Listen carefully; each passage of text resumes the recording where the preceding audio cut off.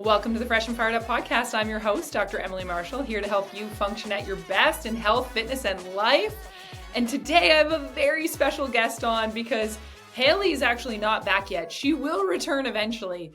For today, I would love to welcome my very own niece, Annie Marshall. Welcome, Annie, to the show. Hi, everyone. Yeah. Okay, so Annie, how long have you been listening to the Fresh and Fired Up podcast? As long as it's been around, so like 4 years. Yes, you have not. I don't think you've missed a single episode. A few, but I try not to. Right? Yeah, you are a diehard Fresh and Fired Up listener. I love and appreciate that. You and your mom, make sure we better call out your mom, because if we don't, she's gonna be like, we're gonna hear about it. Yes. Yes. Sure. Annie's mom is my older sister. She's also been on the show, not for a while though, but if you look way back in some of the earlier episodes, you can find Annie's mom if you want to do that.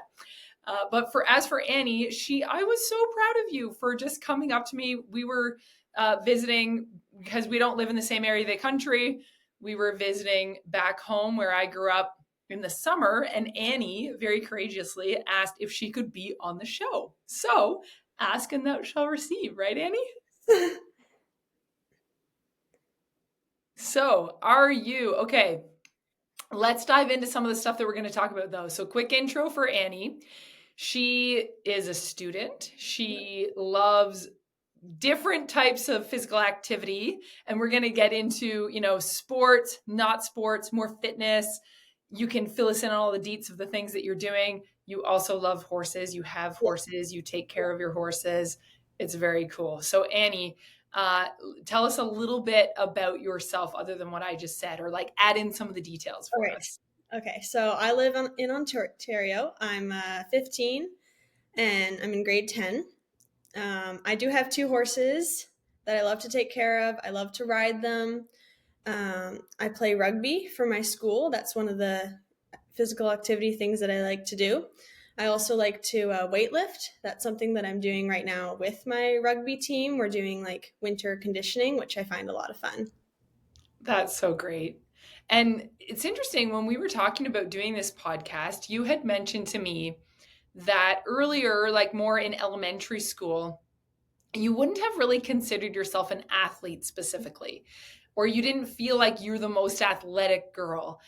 And so it's an interesting mindset, because you did also say that you said you've never felt like an athlete until recently.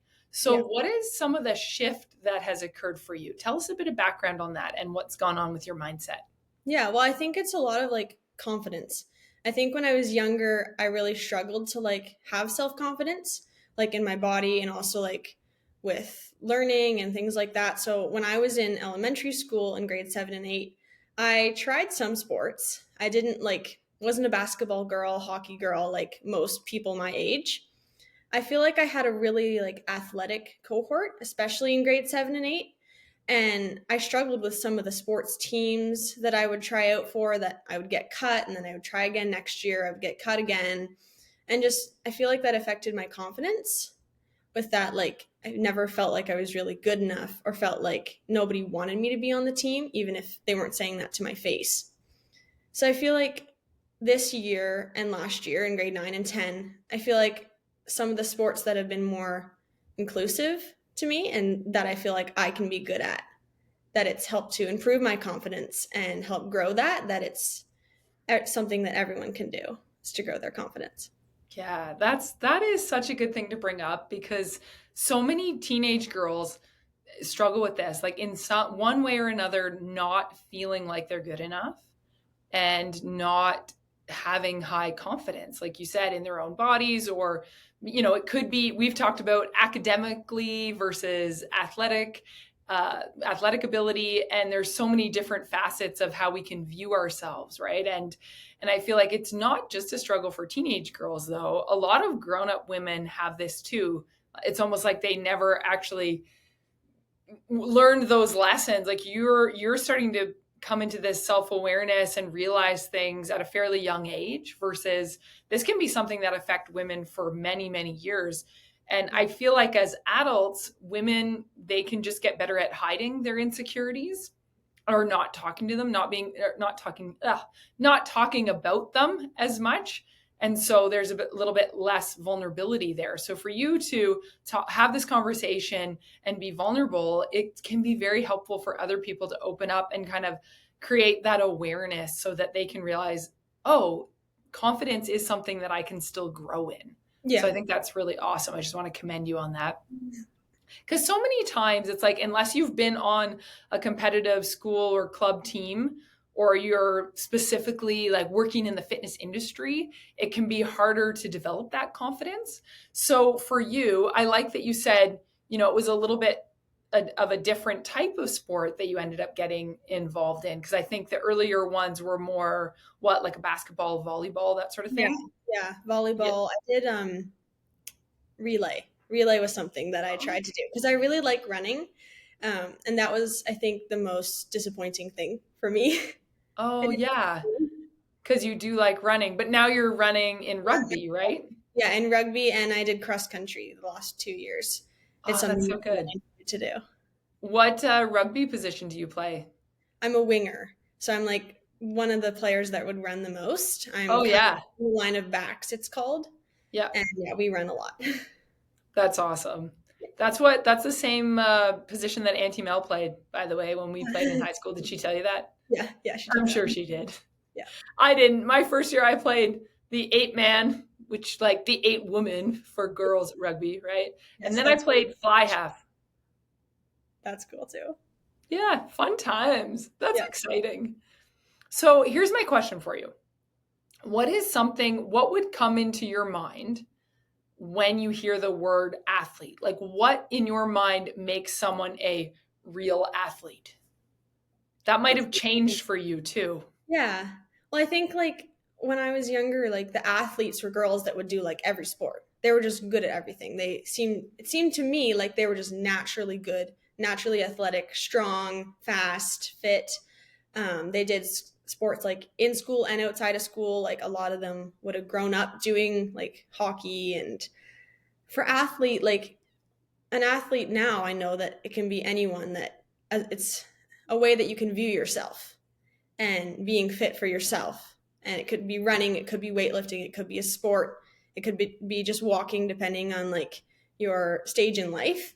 But I think that it's something that I've learned to change my view of, and something that should not be viewed as just like, oh, they play sports or they're good at everything. It's something that you have to work on, and it doesn't just come naturally.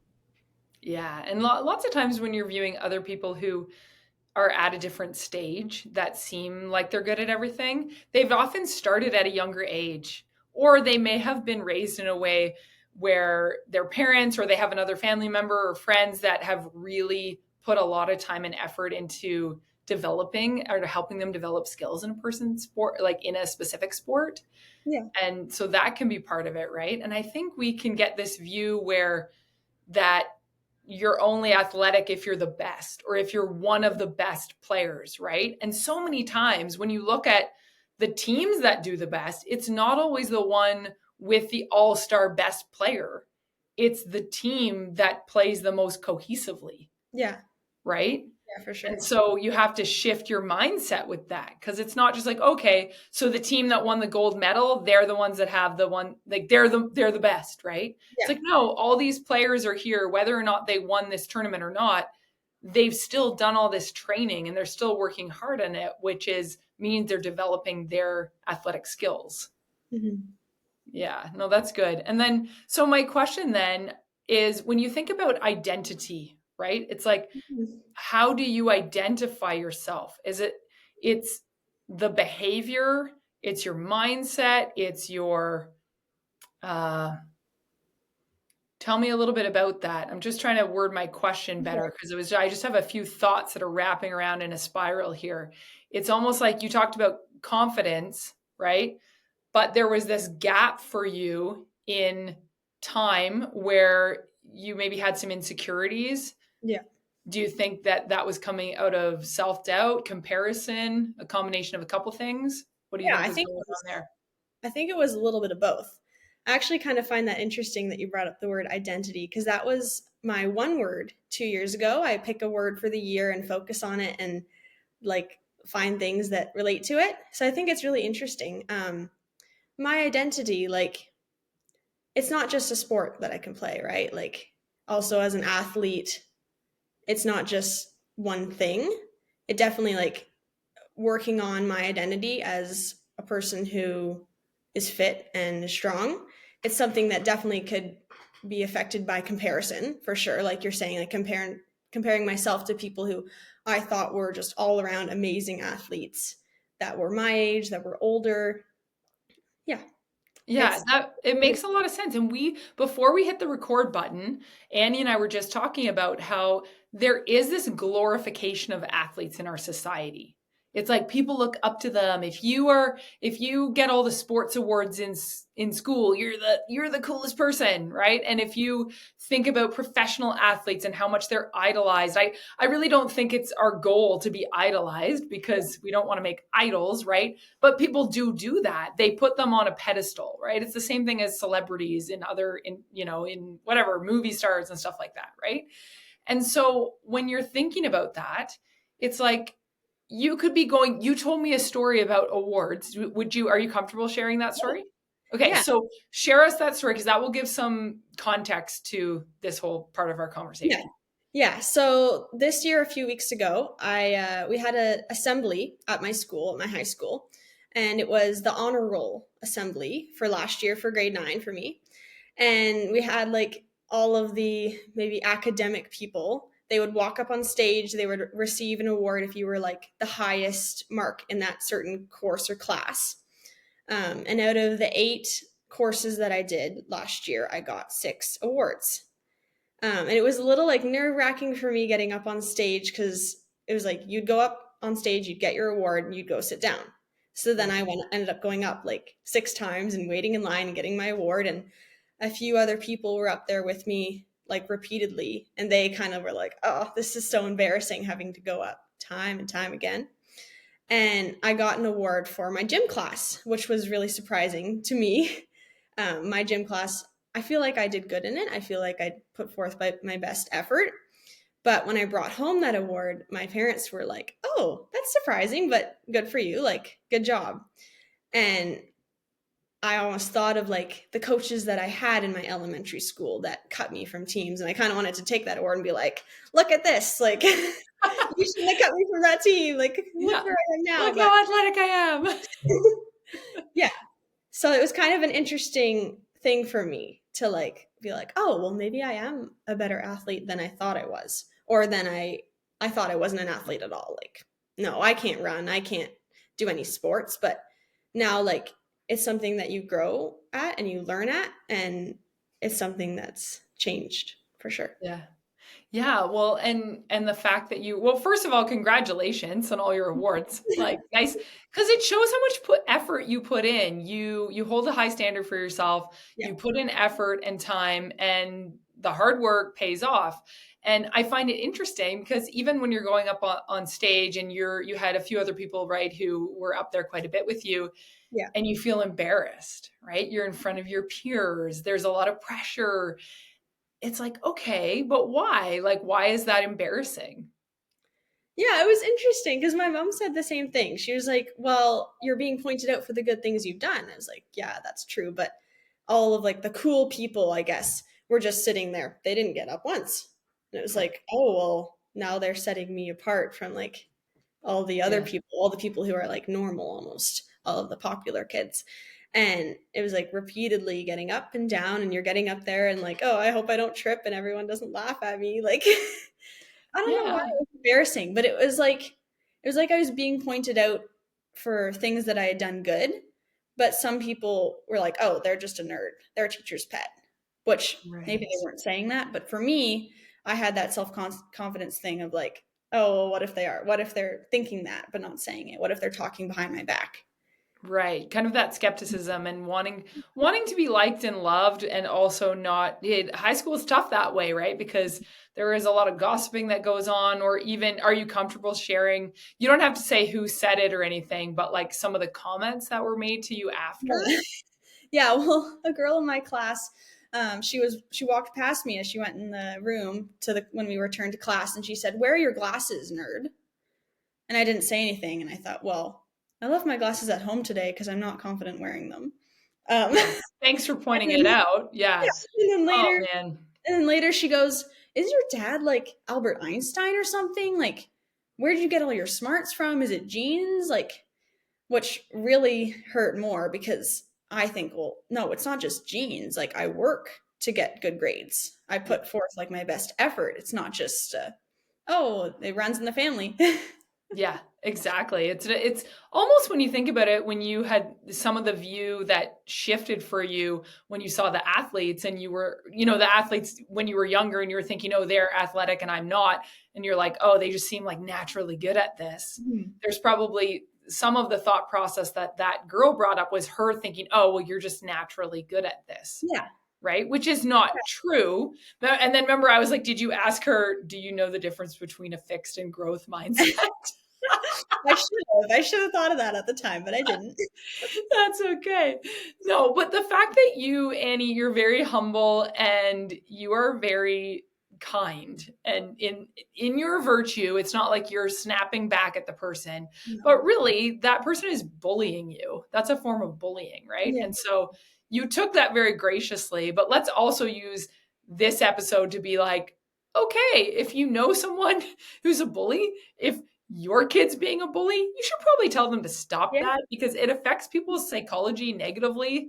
It's just unacceptable. It's one of the things that irks me the most because I coach kids sports teams Mhm. and in your age range, and there are kids who are just straight. If someone is better than them, it's like their way of trying to get back at them is to tear them down. Yeah. And so it's really a jealousy thing usually is where Mhm. that's stemming from. Yeah. Yeah. So It's rough. yeah, it can be rough, but it's also, it's good. It's good that we're having these open conversations, Annie, because there's a lot of people who were bullied in some form or fashion when they were your age, and it can affect them. They can carry it for a lifetime, and Yeah. it really affects them in many ways. So for you to be open and having the conversations like with your mom, with me, with whoever else, with Auntie Mel maybe too, right? Like you have Auntie Hannah, you have all these, you have so many great aunts, I right? do. Auntie I do. Robin, Auntie Tori, I better call them all out. Auntie Shauna, did I miss anyone? I don't think so. Okay, we love you all. Yes. But yeah, the point is like so that there's that aspect of having a family that is able to support you and love you, and you can be open Mhm. with. So you know that that one, you are loved, and that the voices of the people who love you are louder than the people who are trying to tear you down. Yeah. Yeah. So that's huge. And Yeah. then also the fact that your identity isn't just when we talk about like, oh, I want to be an athlete or I want to be fill in the blank title, people will say, what are you going to be when you grow up? They're Mhm. thinking about a certain career, or all of these things are things that you do. They're not who you are, right? So we can very much try to meld the things we do into our identity, but really our identity is first a child of God. Yeah. Like it's like Yeah. you are Yes. beautiful, you are uniquely you are all these what is wonderful and good just because God created you, regardless of whether you're the best player on the rugby team or not. Yeah. Yeah. It's here in your heart and in your mind and not what you see and not what you do, but your actions. Not like Yeah, your yeah. physical. It's obviously who you are physically, like the person that you see, like your body and soul are one, right? And that's it kind of Yeah. it blended together makes you who you are. But I think what people will do is they will try to, like this girl who was kind of trying to tear you down, Mhm. they'll try to pick at a part of you that will affect how you view yourself because you're doing something good. And so if the person is jealous of that or they're not seeing that goodness in themselves, they will try to basically tear down your identity, right? Mhm. So I think it's good to just be aware of it and be able to talk about it because there's so many people who are struggling with this either from something that someone has said or exactly what you pointed out, the thought process of just the wondering of what people are thinking of them or what people might be saying about them behind their back, which is something that we can't control. And so what do you have any thoughts on how to overcome some of that? Have you been working through that at all in your own mindset?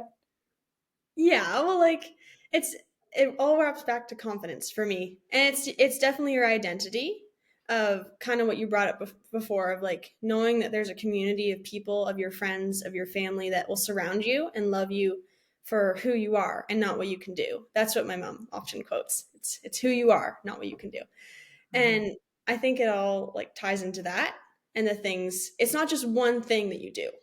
It's everything that you do, and it's the good things that you think and it's the good things that you try to do and try to get better at that affects you. Yeah. Fit, becoming physically fit is good.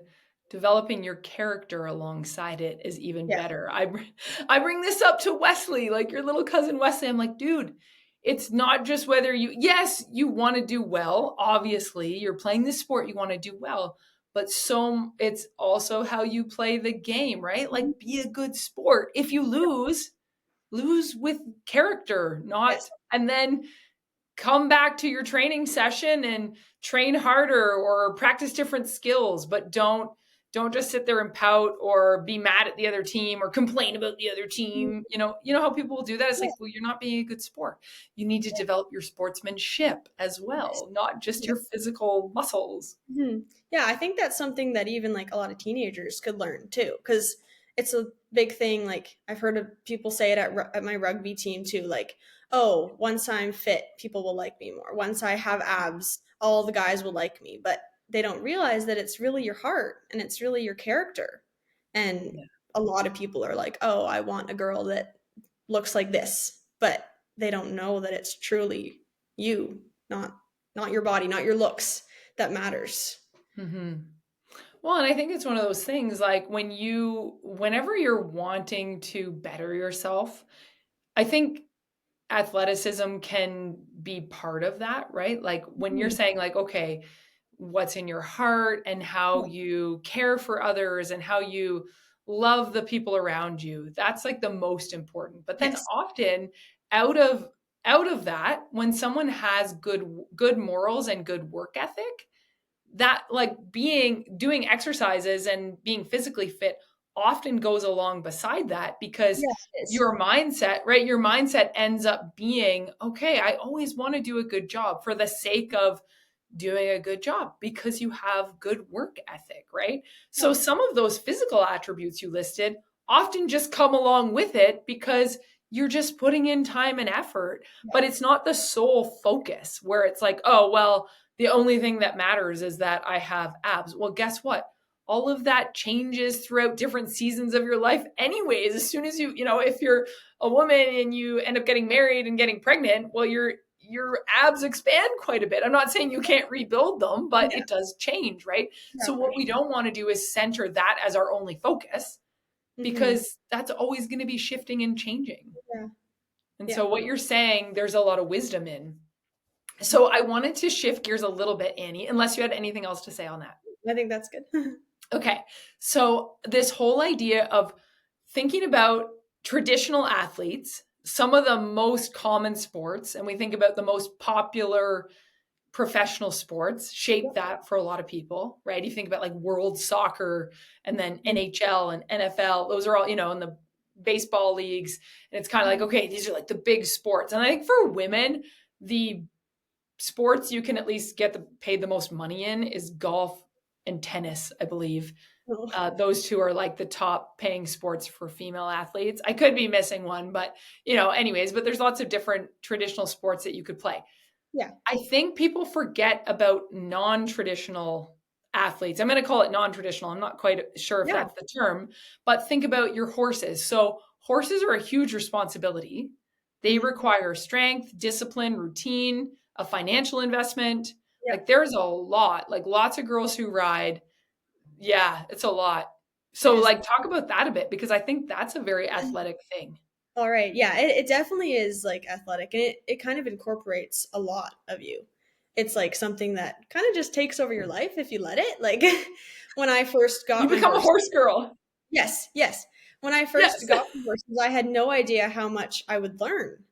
And like I thought, okay, yeah, I know most things about them and about like the money involved with having them, but I had no idea how much more I would learn about like just my neighborhood. I've got to meet more people that have farms or stuff like that. I've got to learn about the importance of like saving money for horses, making money, like my budget and stuff like that, setting money aside for them, taking care of them.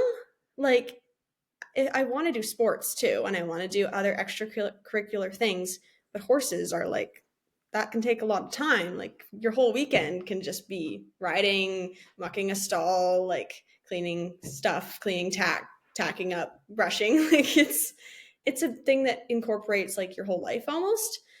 And it's something like for me, for the financial part of it, like I learned that, okay, I'm going to need to have a job if I'm going to be able to take care of these horses and provide for them. So I was like, okay, I'm going to teach riding lessons. So that's something that also is like athletically, like I'm walking around with my horse, I'm running with my horse sometimes. It's definitely like it's a non-traditional sport. Some people say, oh, it's riding. No, you're not even doing anything. You're just sitting there, as a lot of people say. But it's something like I'll chase my horse around. I'll run with her. I'll run alongside her. I'll hold her rope and I'll run. Um, a lot of people get hurt really easily in riding, which is really sad, but that's something that you have to kind of move through. And yeah, it definitely can be athletically and through all areas of life. It affects it for sure. Yeah, and even I was thinking about as you were explaining this, Annie, you want to be in good enough shape for if you fall too. Because if you, I've seen just from the chiropractic side, I've seen patients come in the clinic who ride or they do rodeo. And oh man, if you fall or you get rolled on, or I've seen some pretty rough injuries with horses that I'm like, okay, if you were any less in shape, like if they didn't have as much muscle mass in their body, I think the injuries end up being way worse. Yeah, So I think even just that component of being in shape yeah, when you have you have horses. to be in shape for sure. Yeah. Yeah, Wow. Well, it's a really cool, it's been neat to see you grow in that area and how much you love them. It's awesome. We got yeah, to see them when we were home in the summer. I didn't get to see them for very long. I think the kids did maybe a bit more. yeah. It was a fast trip, but Yeah, still your fun. youngest Colson. Colson took me by the hand. He said, "I have something to show you." And he Yeah. walks to my house, and he's like, "Oh, I'm looking for the horses." I was like, "So you want me to show you? Like, I don't think you have something to show me." So we went over and we saw them. He was a little like timid, but then like kind of warmed up to them. He really liked seeing them. Oh, that's awesome. Oh, so cool. Good memories. Yeah, Uh, so I wanted to dig in a little deeper on some of the change. So some of the shift for you. You talked a lot in the beginning about confidence and development of your confidence. yeah. Was there ever an aha moment for you? Was it something that a coach or a teacher or your parents said? Or was it really just a shift over time or like some sort of performance you had that was like, aha, I'm now really shifted in the way I think about this? I think it was definitely like over a matter of time. But if I had to pick one main thing, it was my gym teacher last year. She came to me one day and she said, "Oh, have you considered joining rugby?" And I was like, "Me doing rugby? Like, that's really funny." She's like, "No, you work hard, you have a good work ethic, and you're athletic, you can run. I think you'd be a really good fit for it." So she talked to the rugby coach, and the rugby coach came to me and I was still a little bit like, I don't know, like it's so like brutal. Like you have to run against like these big girls or small girls and like hit them and throw a ball and stuff. Like I don't know if I can do that. So I went to Right. the first practice. I tried it out. I was definitely really like nervous at, like in the beginning, even like my whole first it was part of a year because I joined like midway through the year. I was a little like, can I do this? Do you think I can actually play rugby? And I remember going to my gym teacher another like a few weeks after, and I was just like, thank you. Thank you for pushing me to do that because rugby is now something that I want to do for the rest of my high school years. And maybe after that, I don't know, but I'm very thankful to her for opening that door for me. I think Yeah. that's definitely something that helped me to become more like the person I am now, more confident, more like I can do hard things, I can learn, I can grow, and now I'm totally different because of it. Oh, wow. That's so neat. I love that. So, since that shift for you, what are some of the things that you've done differently? Like you started to view yourself as more of an athlete, rugby, you've touched just there on like how rugby has helped you through that, the inspiration from your gym teacher and like seeing that potential within you for it. Has it shifted in how you train, like how you eat, sleep, like your mindset? Share some of those things that you're doing if you're willing. Yeah. Yeah. Well, I think definitely like for training first, I am doing a little bit more cardio at home than I would have before. Um, I I do work out at home still. I usually, and now like I'm working out with my rugby team at school after school. But before And I would, when you say working out, you're doing weight training, yeah, right? Like you yeah, said. it's mixed with a little bit of like running. We do like rowing every once in a while. It's kind of a mix of that. It's more like CrossFit kind of Yeah, thing. I that's think. good. Yeah. But at home, like my dad would always plan my workouts for me. Like he would give me, here's like some ideas you can build off of this. And it's changed a lot now. Like I'm upping my weights. That's one thing. Like I'm doing a lot of different exercises and movements than I had done before. So that's definitely been changing. I think like the way that I view myself for sure. Like we've talked about that a lot before. Like I am now a rugby player. I can do hard things. I know like when that gym teacher told me like you work hard at things, I was like, really? And then I kind of started to look more at like some of the hard things I would do and be like, oh, maybe I do like push myself harder than I thought I do. Right? Yeah. Yeah. Wow. So how are you handling it when it comes to even when you're playing games and stuff? Like, do you find you get nervous? How do you handle your nerves before the game? And how do you also kind of two-part question? Then how do you feel after a game? Are you hard on yourself if it doesn't go as well as you hoped? Like, what's some of your mindset with it? Yeah, well, the first thing is like I haven't played a whole bunch. I've only joined like last April, I think. So that's like I haven't had a whole lot of time. Um, in my team, like it's a 9 to 12 team. So we have a lot of players in grade 11 and 12 that would play a lot more than I do. This fall, I only had the chance to play in one game, which was really disappointing to me because I was busy with cross country and some other stuff. Um, so I took the chance that I had and I warmed up with the team. I was glad to be there. And when I was on the field, I gave it all that I had. I didn't get a lot of like explosive stuff. I didn't really get the ball, get any tries, or tackle anyone or do anything crazy. But after that, I definitely was like, oh, that's surprising. I definitely expected more from that one game that I played this fall. I was a little disappointed in myself. I think in the spring when I first started playing, like I would be on the field for 5 minutes. And the whole 5 minutes I was like, oh my gosh, don't mess up, don't mess up. I can do this. Like I was nervous, but I was so grateful for like the older players that were with me because it was so easy. Like I would look over to them and be like, am I in the right spot? And they'd be like, yeah, or move to the left a little bit. They were there for me. Like my team supported me. They really value, even if you're a beginner, like you can learn and you can help the team. And they Hmm. were just so supportive to me to help me like learn and grow to like do better. That's awesome. That's a great environment. Yeah. Well, you know what's interesting because we've focused a little bit more on rugby, but you did bring up cross country, and then I know you do public speaking as well. So I was Yes. thinking that's something that can tie into if you get nervous, there's a lot of people who are petrified of public speaking. Is that something that you've never really been nervous about, or have you had to do certain things to help yourself feel less nervous when you Yeah. do public speaking? Or you could bring up cross country if you want to. Yeah, I'm definitely like before a race, before I'm about to speak, I'm really nervous. And a Yeah, lot of people are like, "Oh, when you were up there, I wouldn't have noticed it." right. When I was really young and I did public speaking, I do remember like the whole time it was just like completely still, like frozen. Like I don't Petrified. petrified, completely petrified.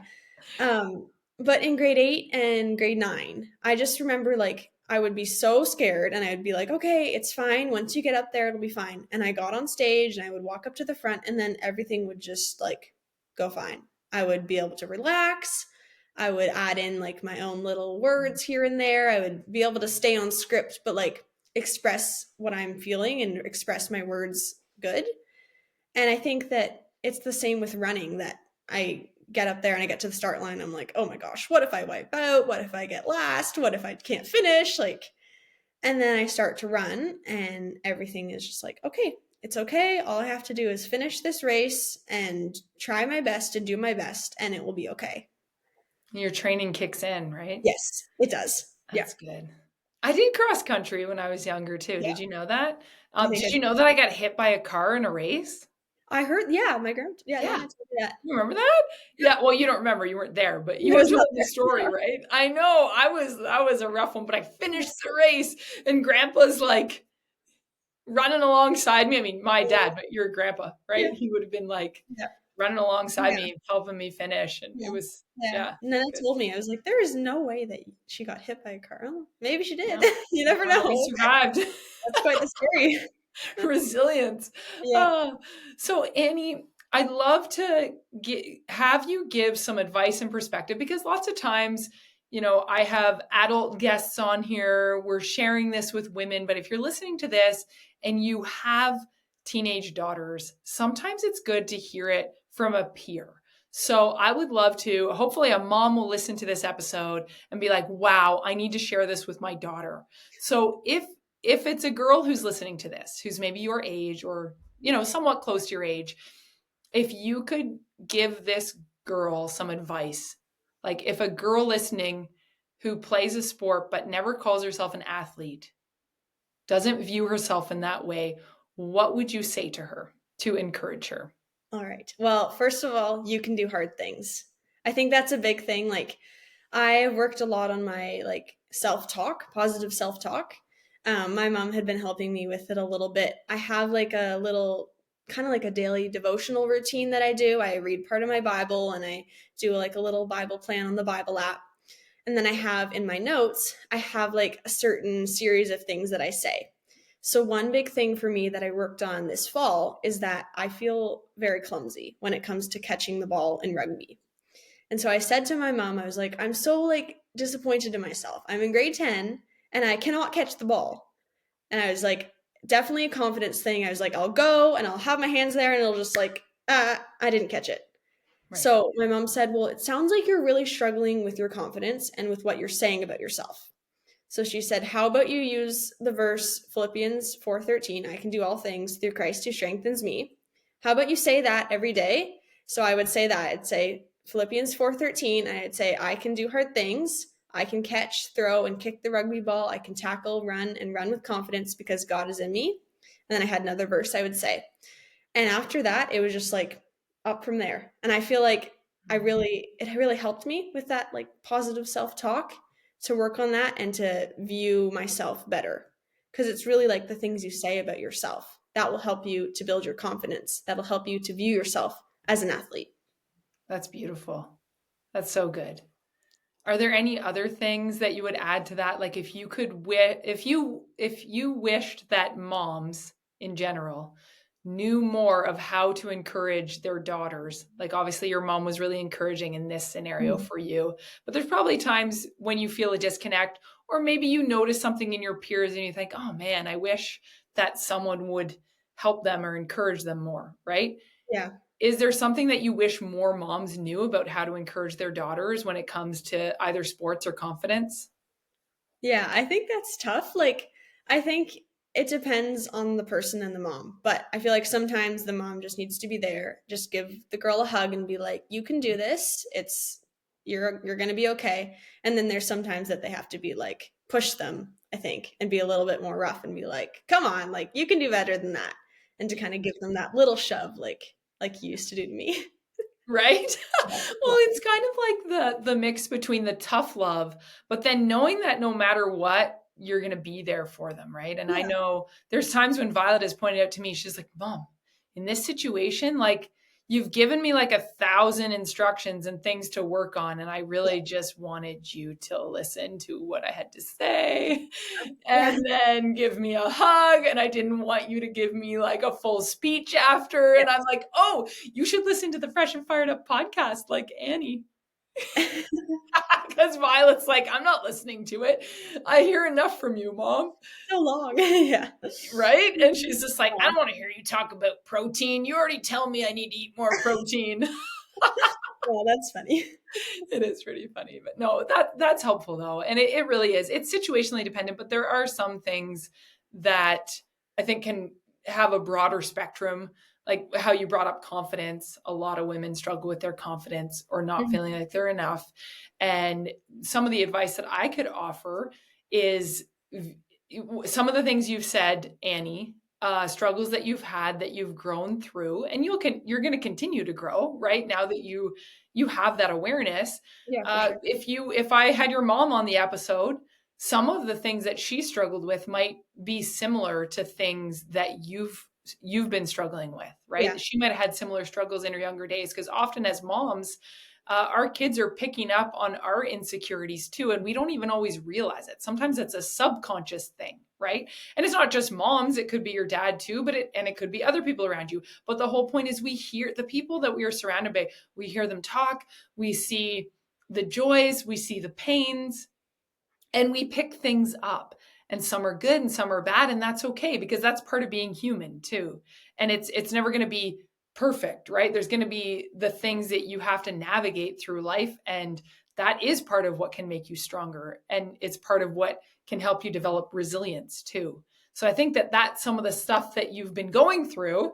Yeah. And I feel like high school is a hard time. Like the fact that you're even the age that you are and willing to be on this podcast, kind of along the same lines as public speaking, it's like you're pushing yourself to overcome some of those fears that you've had. And once you do it, you realize it's not that bad. Right? And like Yeah. I can't tell you the number of women who I've invited to be on the podcast who didn't want to be because they're like, oh no, I don't want to hear the sound of my own voice. Like, have you ever heard people say that? Like they don't want to leave a voicemail or they don't love doing phone calls. They'd rather just message because they're like so self-conscious about their voice. And it's Yeah. the same thing. It's like an insecurity. It's this lack of confidence. Hmm. And I'm like, oh, it's so sad because you have a voice, Yeah. use it. Yeah.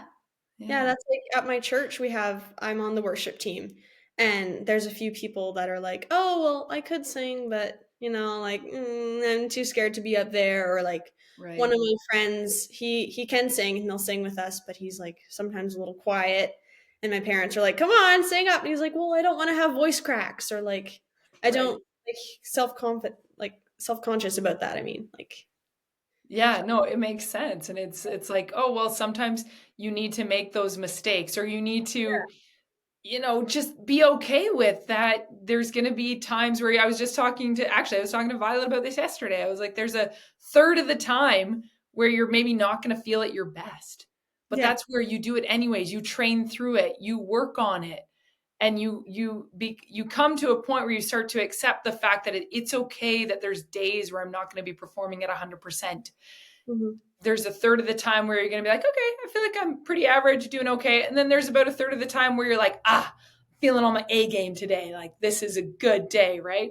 And so I think people create this false expectation when they go to do anything that they're like, oh, if I'm going to sing at the front or I'm going to public speak or I'm going to play the sport, then I only want to do it if I'm going to be really good at it and if I'm going to be playing my Yes. best or singing my best all the time. But that's not the reality.